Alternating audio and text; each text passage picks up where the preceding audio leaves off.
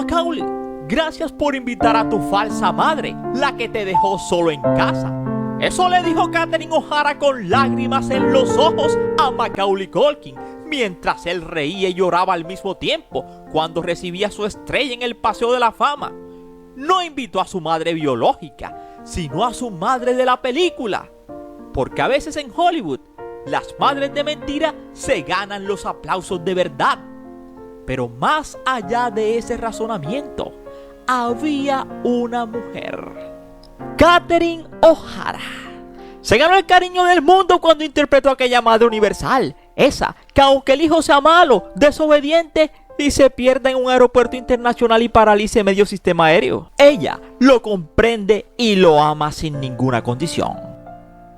Durante los años 90, su rostro entró a millones de casas sin pedir permiso. Era la madre que corría por los aeropuertos, la que contaba cabezas con el corazón en la garganta, la que gritaba un nombre que el mundo entero aprendió a repetir: ¡Kevin! Esa era Catherine O'Hara. Quedó grabada para siempre como la madre de mi pobre angelito. Una madre un poco amorosa, un poco desbordada y un poco ligera. En pocas palabras, una madre universal. Pero lo que casi nadie se pregunta es quién era la mujer detrás del abrigo, del pánico y también de la risa. Había nacido en Toronto en 1954, criada en una familia católica de raíces irlandesas. Aprendió temprano que el humor también podía ser una forma de supervivencia y ganar dinero. A los 20 entró casi por accidente a US TV Network, una empresa de televisión, como suplente. No llegó anunciándose, llegó trabajando y se quedó por talento puro. Desde entonces su carrera fue una suma constante de prestigio, respeto y cariño, cine, televisión, personajes inolvidables, éxito sostenido y reconocimiento limpio. Sin embargo, como ocurre con tantas mujeres, sobre todo con las que hacen reír al público y que el público cree, pero detrás de ella, detrás de esas luces, se escondía una condición rarísima, el situs inversus, una anomalía congénita en la que los órganos están en el lado opuesto de su cuerpo. Y aunque la causa de su partida no ha sido confirmada, distintos medios dicen que aquello pudo influir. Aunque no se confirmó de qué pereció, su agente simplemente se limitó a decir que pereció de una breve enfermedad. Los medios locales informaron de que los servicios de emergencia recibieron una llamada desde su casa en el barrio angelino de Brentwood, uno de los más exclusivos de la ciudad, poco antes de las 5 de la mañana, que poco después fue trasladada a un hospital. La actriz tenía diversos proyectos en marcha. De hecho, el próximo martes estaba prevista su participación en un evento sobre la segunda temporada de Estudio en Santa Mónica, en Los Ángeles. Y aunque la mayoría lo recuerda, aquel protagónico en Mi Pobre Angelito, la canadiense había arrancado su carrera a mediados de los años 70 en la televisión, participando en más de un centenar de producciones, convirtiéndose en un rostro popular en Hollywood. Desde el 92 estaba casada con el diseñador de producción Bo Willich, al que conoció en el set de Beetlejuice, la película Beetlejuice, y tenía 2 hijos con él, a Matthew y a Luke, y también a uno extra, Macaulay Culkin, a cuya aguerrida madre interpretó en 1990 en Mi Pobre Angelito, y también en Mi Pobre Angelito 2, Perdido en Nueva York, del año 1992. Su relación con el actor infantil se perpetuó a lo largo de los años, y como ella misma contaba, él la seguía llamando cariñosamente como si fuera su madre. Culkin ha sido de los primeros en llorar su pérdida en un emotivo mensaje, con una fotografía que colocó en su Instagram. Una de los años 90 y otra en la cual ella lo había acompañado a recibir su estrella en el Paseo de la Fama en diciembre del 2023. La canadiense, que nunca estuvo destinada a ser actriz, y que había nacido en el frío Toronto, muy lejos del caluroso Hollywood, hija de un agente inmobiliario, que posteriormente terminaría trabajando en un ferrocarril. Tras estudiar y graduarse, empezó a trabajar de camarera, precisamente en un teatro, lo que, como ella misma contaba en una entrevista, le ayudó a descubrir el talento y a ver a decenas de actores sobre las tablas y así ir aprendiendo.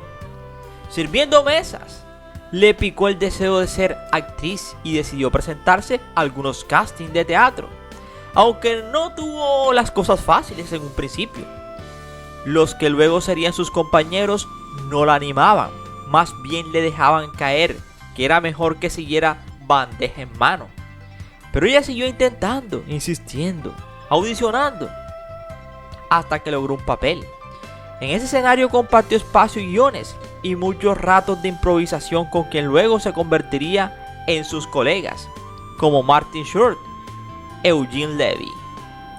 Esas improvisaciones dieron el salto a la televisión para transformarse en Second City, una comedia que gracias a medio centenar de episodios la convirtió en un rostro muy conocido. Además le valió su primer Emmy como guionista, por entonces apenas cobraba nada de ello. Le ofrecieron actuar en Saturday Night Live, el clásico, y aunque dijo que sí, finalmente volvió a Second City y nunca llegó a participar en el gran show nocturno estadounidense. Y eso lo hizo porque temió que eso le afectara su carrera. El hecho de que Second City acabara en el 84 le permitió dar un pequeño giro a su carrera y pasar al cine. O'Hara empezó a convertirse en secundaria en producciones de humor, y a partir de los años 80 participó en películas tan populares como Joe, qué noche, Se acabó el pastel, del 86, hasta apareció en Dick Tracy, del 90.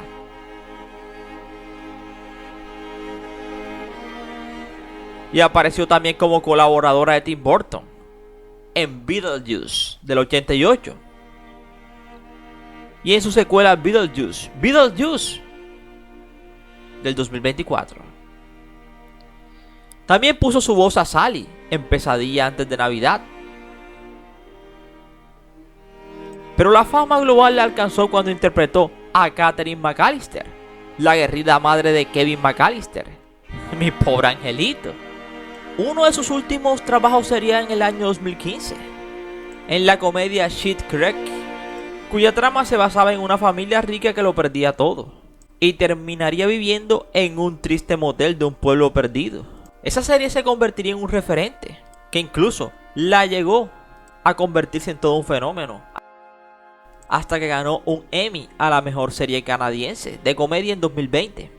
Y Catherine, por primera vez después de 30 años, contó que la gente dejó de decirle en la cara a Kevin y reconocerla como Moira, la protagonista de la serie, como una mujer que era totalmente distinta.